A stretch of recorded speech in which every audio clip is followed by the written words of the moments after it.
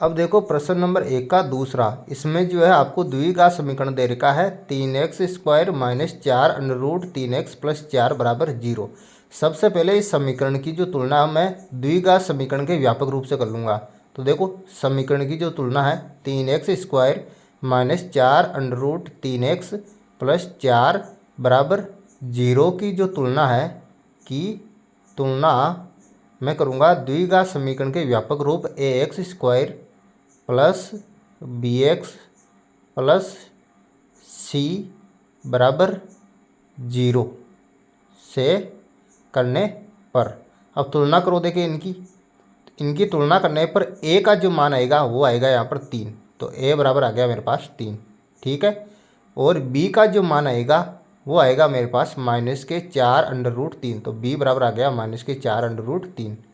और c यानी कि अक्षर पद का जो मान आएगा वो आएगा 4 यहाँ पर, तो c बराबर आ गया 4, ठीक है। अब जो है अस्तित्व ज्ञात करने के लिए मैं इनका विविक्तिकर ज्ञात कर लूँगा।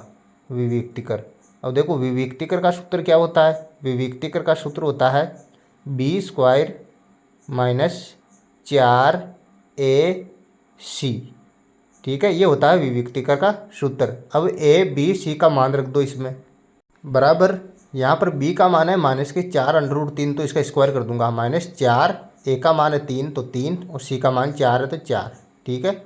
अब रखो बराबर का चिन्ह लगाऊंगा, तो ये बराबर का चिन्ह। अब -4 अंडर रूट 3 का स्क्वायर करूंगा मैं, तो 4 चौक 16 हो जाएंगे, और अंडर रूट 3 का मैं स्क्वायर करूँगा तो 3 आएंगे। अब 16 को 3 से गुणा करो तो कितना आएंगे 48, 16 3 हो गए 48। अब इधर गुणा करो, 4 3 और 4 को गुणा करें, 4 3 12, 12 चौक 48, तो -48 आ जाएंगी, ठीक है।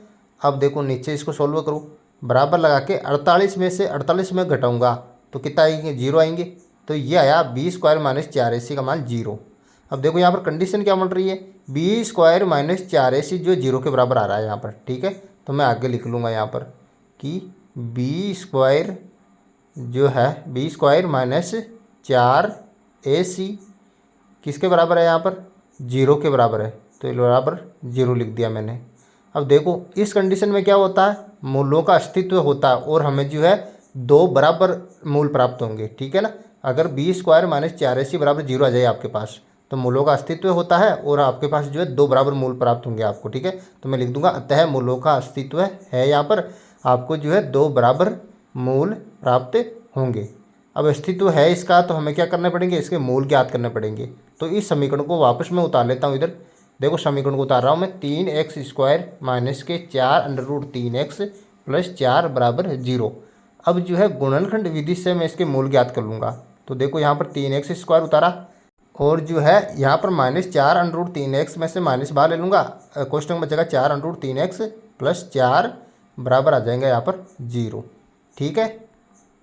अब देखो यहाँ पर जो हमें x² के गुणांक यानी कि 3 और अचरपद 4 को गुणा करके लिख लूँगा, ठीक है ना। तो x² का गुणांक है यहाँ पर 3, तो 3 और अचरपद है 4, तो इन दोनों को गुणा करूँगा, 3 गुणा 4 कितने आएंगे, 3 को 4 से गुणा करूँगा तो आ जाएंगे मेरे पास 12।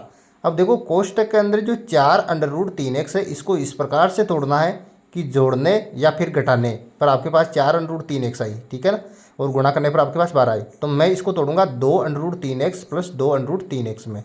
अब यहाँ पर ध्यान दो आप, देखो 2 अंडर रूट 3x और 2 अंडर रूट 3x को मैं जोड़ूंगा तो कितना आएंगे, आपके पास आएंगे 4 अंडर रूट 3x, और 2 अंडर रूट 3x और 2 अंडर रूट 3x यानी कि 2 अंडर रूट 3 और 2 अंडर रूट 3 को गुणा करेंगे कितना आएगा, देखो 2 को 2 से गुणा करूंगा 4 आ जाएगा, और अंडर रूट 3 को गुणा करो 3 आएगा, और 4 को 3 से गुणा करूंगा तो 12 आ जाएगा मेरे पास, ठीक है ना। तो 3x² उतारूंगा यहाँ पर वापस ऐसा कैसा, और 4 अंडर रूट 3 को किस में तोड़ा था हमने, 2 under root 3x plus 2 under root 3x में तोड़ा था, तो ये कोष्टक के अंदर मैंने लिख दिया, ठीक है। अब प्लस 4 ऐसा कैसा लिखो, और बराबर का आ जाएगा यहाँ पर 0, ठीक है ना।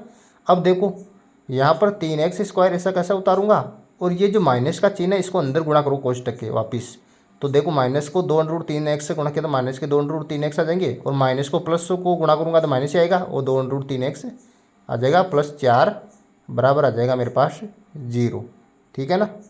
अब मैं क्या करूँगा, यहाँ पर देखो 3x² minus 2 under root 3x में से मैं यहाँ पर अंडर रूट 3x कॉमन ले लूँगा, ठीक है। अंडर रूट 3x कॉमन ले लिया। अब देखो 3x² की जगह क्या बचेगा, यहाँ पर बचेगा अंडर रूट 3x, ठीक है ना। अब देखो माइनस और इधर बचेगा 2 केवल माइनस का।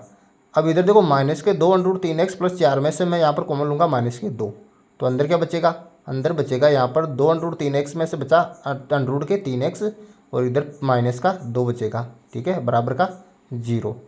अब देखो बाहर जो हमने कॉमन लिया था अंडर रूट 3x और माइनस 2, इसको उतारो नीचे गुणनखंड के रूप में, अंडर रूट 3x माइनस 2, ठीक है। और इधर देखो under root 3x minus 2, under root 3x minus 2 एक समान है, तो अंडर रूट 3x माइनस 2 को एक बार उतार दो बराबर 0। अब देखो इन दोनों को एक एक बार 0 के बराबर रख दो आप। यदि मैं जो देखो यहाँ पर जो है अंडर रूट 3x माइनस 2 को जो है 0 के बराबर रखूँ, देखो 0 के बराबर रखा है इसको, तो देखो माइनस का 2 इधर माइनस का हो जाते हो जाएगा प्लस का, तो अंडर रूट के 3x ये माइनस का 2 हो जाएगा, तो किसका हो जाएगा, प्लस का हो जाएगा 2।